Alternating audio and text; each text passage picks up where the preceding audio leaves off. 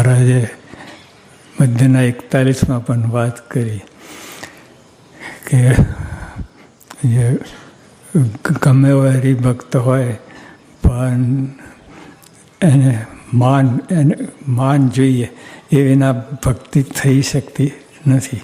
કાંઈક પણ એક આમ પણ છાંટો જોઈએ તો વર્ષો સુધી કામ કરે.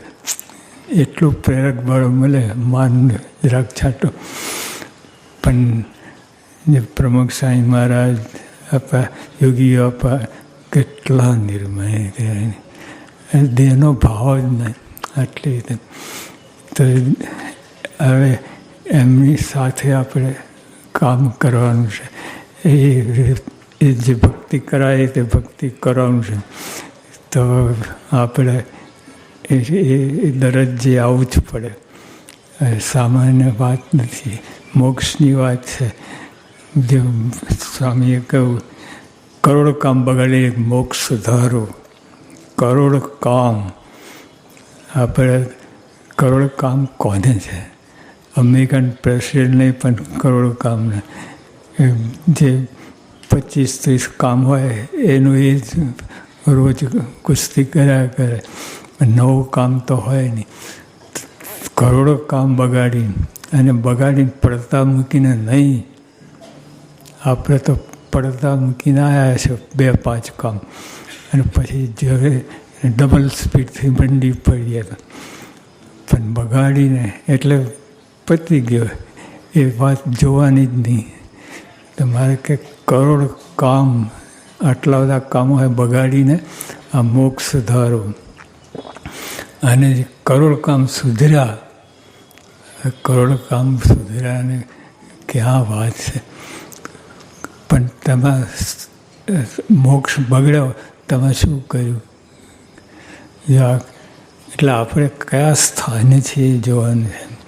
આપણે જો મારે બધી વિદ્યા તો ભલે સારી છે મોટી, પણ બ્રહ્મવિદ્યા જેવી એકેય વિદ્યા નહીં.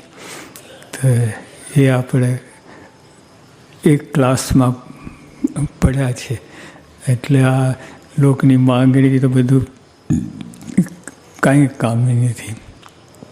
કોઈ પણ અમે દાદા ખાતે બધા એવા ભક્તો હતા અને ઉત્તર ગુજરાતની બાઈઓ એમને માગ્યું કે દેશોમાં સંસારી સુખ જો કે સમજણ કેવું ભલે દેખાય અભણ અને ગામડિયા દેખાય પણ સમજણ કેવી.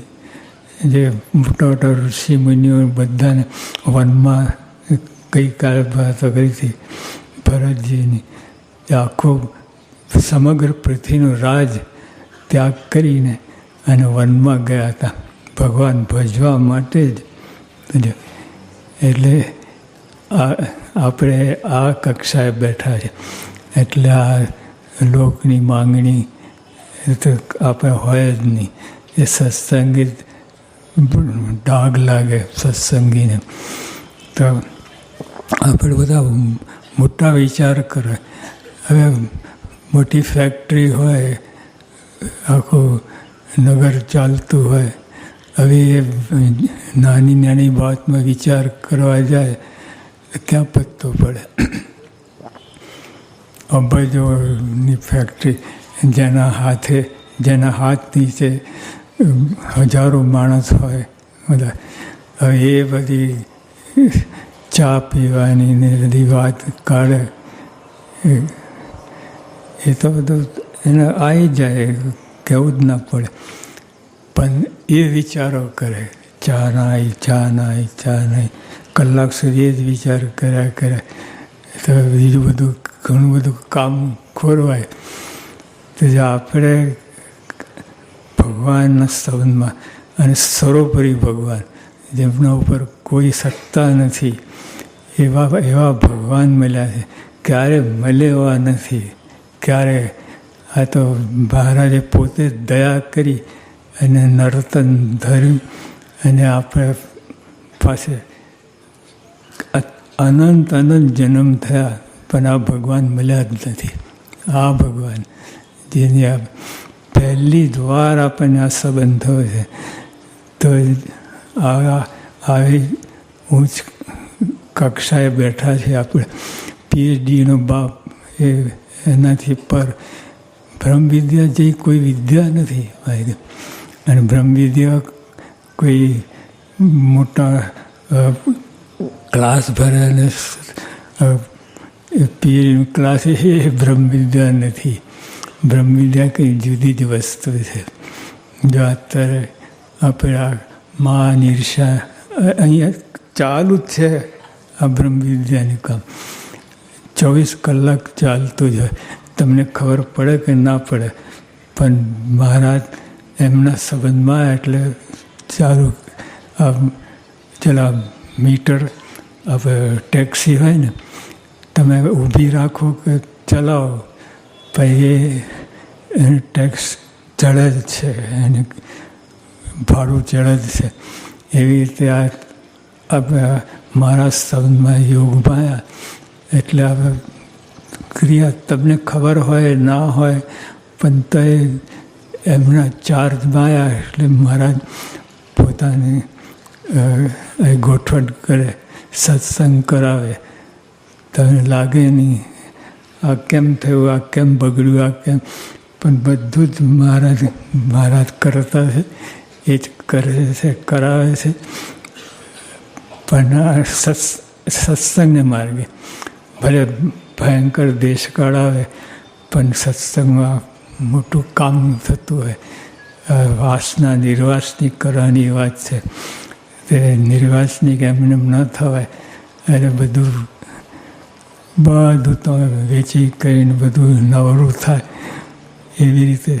અને એવું ના થાય તો બધું ધન ધામ કુટુંબ પરિવાર બધું જ હોય. પણ મારાના સંબંધમાં ગુણાતીત ગુરુના સંબંધમાં પ્રોસેસ ચાલુ જ તમારે મેરી.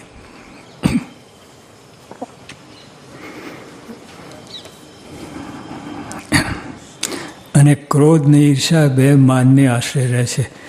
મહારાજે કહ્યું, અને જો આ માન છે એ તમારે બાપ છે, અને ઈર્ષા ને માન એ બે સંતાનો છે. તો ઈર્ષા છે છોકરી છે, અને ક્રોધ છે, ક્રોધની ઈર્ષા, અને ક્રોધ છે દીકરો છે, છોકરો, છોકરી છોકરો, દીકરો દીકરા ના કહેવાય. એ તો સભ્ય હોય એ જ દીકરા દીકરી કહેવાય, બાકી અસભ્ય તો આ તોસ્તાન. જો શ્રીજી મહારાજ માન છે બધું કામ બગાડી નાખે છે, બધા જ કમાય.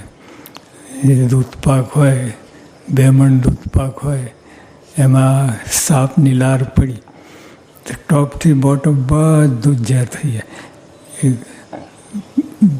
પોલી ભરી હોય તો ગમે ત્યાંથી લો ને અને ચાખે ધામમાં જ જાય જીવાતને.